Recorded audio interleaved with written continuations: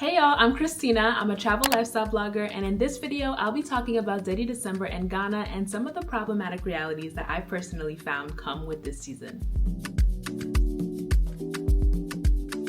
So Detty December has taken the world by storm. It feels like you cannot get on the internet around this time period without seeing Detty December content, without seeing people flock to Africa for this festive season. If you're not familiar with what Detty December is, each December, many people, especially those in the African diaspora, travel to African cities like Lagos and Accra to participate in vibrant festivities in the form of parties, concerts, and a lot of hype events. So this is the time period where you'll see the biggest parties in the cities, all celebrities going to cities like Accra and Lagos. And it's basically like Africa is the place to be during Detty December.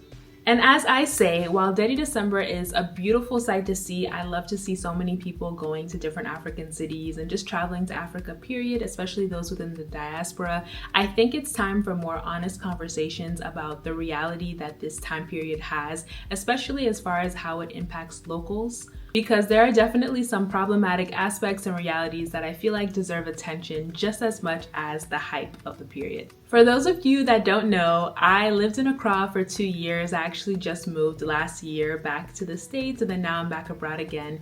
But I did my master's in Accra. I got my master's in international relations at Webster University in East Legon area. So I got to live in Accra for 2 years. Then before that, I studied abroad in 2019. But I basically got to see so much, you guys, during that time period. I really got to see how certain things impact the locals, which is why now I choose to kind of use my voice in the platforms that I have to talk more about these things. So before we dive in, please note that this is not an attack on those who choose to travel to Accra during this time period. I think that Detty December, again, it's a beautiful thing. I just think that there are some issues that we need to highlight so that it can continue to be a beautiful thing. If you travel during December, go ahead, do your thing. But I think that this video might help you to do it in a bit more of a mindful manner. So number one on my list as far as the problematic realities with Detty December in Ghana would have to be the blatant exclusion of locals. Detty December attracts foreigners from all over the world, but especially the Western world. So these are travelers that are coming to Accra with a currency that is clearly stronger than the cedi, which is the currency in Ghana. I have always said that the classism in Ghana is very apparent. Like, you kind of can see the social disparity all around you as you're traveling. Well, actually, I won't say traveling. I'll say that that's something that I really got to see while living there. If you're very observant like me, then you will see that while traveling, but just keeping that in mind. I personally feel that this social disparity or difference can be seen during Detty December due to all of the expensive events that are happening. What you'll see is during Detty December, everything will be priced in dollars. I think Ghana has always had this problem, especially in the last few years, of prices being listed in dollars instead of cedis. So what tends to happen is that party promoters and event organizers tend to focus on the fact that there are going to be so many foreigners in the country and will kind of plan their events with that dollar price in mind. And I feel like they don't even really consider the fact that these prices are not ideal for the local Ghanaian, which in turn completely shuts them out of the festivities. Someone tried to say on one of the threads I was talking about that, locals are still enjoying going to other spots, and I completely agree, but I think that's also kind of a running underlying joke that like the locals have a different version of Detty December, so to speak, and I don't think that's necessarily fair. And also, a lot of Ghanaians have been very vocal throughout the years of feeling like they are excluded from events. And I feel like that kind of highlights the currency privilege that exists with issues like this. So you have all these foreigners that are coming to the country with a currency that is 15 times that, and then you have the party promoters and event organizers trying to obviously capitalize off of the time, which is another reason why like Detty December is also kind of brings out the over commercialization of the city. You can say what you want to about the time period. You can say that locals are still enjoying, that they enjoy Detty December, which may not be wrong, but again, many have been vocal about feeling priced out of their own city, their own home during this time period, and that is one of the realities of Detty December. And that brings me to number two, which is the inflationary impact that Detty December has on Accra. Now, as someone who has lived in Accra, I can tell you that I have never experienced inflation in its full force like I have in Accra, because When I say that I would go to a grocery store like the night before because I wanted to make something, right? And then I would wake up and maybe, let's say I forgot something at the store. I would wake up, go to that same store, and the price would be different. Just to put into perspective how much things are constantly changing and usually rising in Accra. And that was just on a normal time period. So during Detty December in Ghana, many business owners will raise their prices to benefit from the people that are coming around the world. So I feel like this is a common practice in the tourism industry in general, right? You know that you'll get an influx of tourists during a certain season, or there are peak seasons where people will try to capitalize, people, business owners, the economy, and they'll raise their prices so that the profit kind of makes sense for them. What I notice is that the prices increasing also extends to local services in Ghana and even street vendors. I think what's important to note here is that while it's a festive time period, not everyone is kind of looking to December as a festive time, we could say, right? These are still people's homes, and for some people, they're just trying to survive and get through, but now they kind of find themselves in a situation where they can't even afford basic necessities and goods. Not to also mention that Ghana has been going through kind of an inflation crisis where the percentages were super high or have been high over the last few years. So Detty December, while it may be fun for some people, it's like for the people that again are just trying to get by, now find themselves in a position where every year during this time period, they basically have to prepare to be priced out and deal with super high prices for the basic things that they need. The third issue that I've noticed with Detty December in Ghana is that when the foreigners do get to Accra, the way that they center Accra and Ghana in general as a cheap travel destination is very problematic and really causes issues in the long run that I don't think a lot of tourists understand. If you are a Western traveler coming to Ghana or Accra, you are entering the country with a currency that is 15 times the local currency. Of course, things are gonna appear to be super cheap to you or affordable because you have currency privilege. What I've noticed over the last few years as Detty December has gotten more popular are that when people travel, they like to do little vlogs on TikTok or Instagram, which we love. I love watching those. So that's not the problem per se. The problem comes in when they will go to get their hair braided. This is my favorite case study or mini case study within this issue is hair braiding. Because if you come from the US, you know that braiders are out in the US charging $300, $400, $500. I've even seen people pay $1,000 for braids. And so when you get to Accra or an African country and they are charging literally let's say $100 is super pricey in the local currency, but for us that is obviously very cheap and we're very happy to pay it because it is a lot more affordable for us as a service than it would be in the US. It's okay to get excited. I don't see anything wrong. I was also very taken aback when I first found that out as well. I think the problem comes with going on the internet, raving about how cheap the braids are, not really understanding that again, you're coming with a currency that makes it more affordable for you.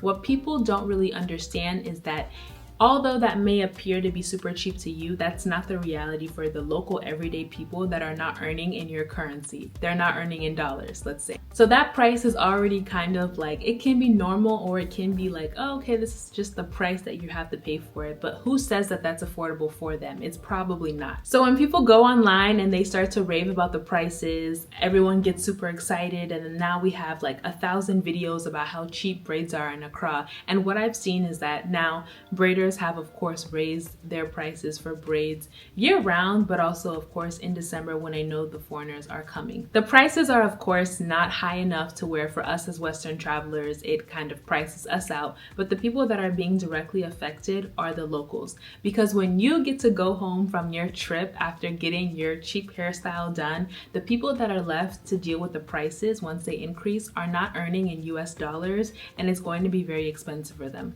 Like I said, I like to use hair braiding as an example, but hair braiding is absolutely not the only example of this. This can go for transportation, food, just the overall centering a destination as cheap can have very harmful effects for the people that live there. So those are my 3 things that I found to be super problematic about the Detty December time period and that I personally think about a lot. But in addition to just talking about the issues, I also wanted to offer some tips that I feel like could help with the Detty December period and help travelers be a bit more mindful when they do travel to Accra. Number one, support as many Ghanaian-owned businesses as possible. A lot of businesses in Accra are unfortunately not owned by Ghanaians, so I feel like you have to be a lot more intentional when it comes to where you are spending your money if you are looking to support Ghanaian-owned businesses. And that's because, especially like a lot of the Instagram flashy spaces, like the cute aesthetic restaurants and clubs and things like that, may not be owned by a Ghanaian, but by spending your money with Ghanaian-owned businesses, you can ensure that they are actually benefiting from the Detty December time period. A lot of people like to make the argument that, oh, this is a great time that is very profitable for a lot of businesses, but I think the reality is that sometimes their money is not always being circulated within the actual Ghanaian economy, but you know, these foreign business owners can kind of take that money and then maybe use it for something else, you know what I mean, instead of kind of investing in local resources, local infrastructure, local community organization and building and things like that. So when you spend your money with a Ghanaian-owned business, you can ensure that the local community also benefits as a result. That's not always the case, but I feel like the chance is higher. Number two, if you are a business owner or a promoter that is watching this, consider having different rates for Ghanaian citizens and foreigners. This is a practice that I see all the time when I travel to different attractions around the world, where they'll have a rate for the locals and then a rate for foreigners. I think this is something that could also possibly work when it comes to events and like more curated experiences that happen during Detty December, even like club entry fees and things like that. I think it's worth maybe having a rate for Ghanaian citizens, not Ghanaian residents, because I feel like there's a lot of expats in Ghana now, and a lot of those expats also again are making US dollars or euros, and then I don't feel like that's the same thing, so I'm very strict on saying Ghanaian citizens and foreigners. I feel like by having those two different rates, it would allow locals to join in on some of the festivities that they miss out on because it's too expensive or usually priced out in dollars, and allow foreigners to continue enjoying themselves. Number three is to shop small and local. The best way to do this is by asking for recommendations around, and it will take a little bit more work, but I feel like it can be done, especially if you get started before you actually arrive in Ghana. But for example, instead of going to like the big name braiding salons that you see on Instagram, maybe consider supporting, you know, the auntie that has her little braiding shop in a neighborhood, or consider buying your artwork from a local artist instead of going to a store where they have paintings everywhere. Like putting your money directly in the pockets of the people that are working so hard every day. Instead of eating at that super fancy aesthetic place, you can still eat there, but also incorporate maybe more local chop bars or the little restaurants that you see along the road. That way you can ensure that you're being a lot more intentional, and you never know, you could be having a large impact on someone's life while traveling. And my last tip would be to avoid reinforcing the cheap label on Ghana as a travel destination. Now that I've kind of explained the issues with doing that, on your next trip, you could be a bit more mindful about how you choose to document your trip or share your trip, especially on the internet. One thing that I always aim to do with services is to just kind of talk about my experience, give the price in both the local currency, and then I do convert it to USD only because my audience is mainly from the US, but I try not to talk about how affordable it was or how cheap it was, none of that language. I try to just give the price as it is and kind of let people decide for themselves if it's affordable to them or not. I can't say that this is the best thing to do in the world, but it's something that I found kind of works, but I hope it helps in not reinforcing those harmful labels that will in turn have a negative impact on local citizens. Alright, so that is my video on the problematic realities that I found with Detty December in Ghana. I hope that you guys found it to be informative and helpful, and I hope that you take those tips and kind of implement them if you plan on going to Detty December next year or just went and are still working on some of the content that you have to share. Ghana will always have a special place in my heart as someone who lived and studied there, and so I always want to do my part to kind of be more mindful so that the local citizens can continue to enjoy their beautiful country as well. I did a written version of this video on my blog, beingchristinajane.com, that you can check out for more information, more statistics, or a little bit more data on what's happening in Ghana, and I hope that you find that helpful. Let me know in the comments what your thoughts are on Detty December in Ghana. if you absolutely love it, if you're not a fan, if you found that things are super expensive during December period. Just share all your thoughts with me in the comments below, and I'll see you in the next video.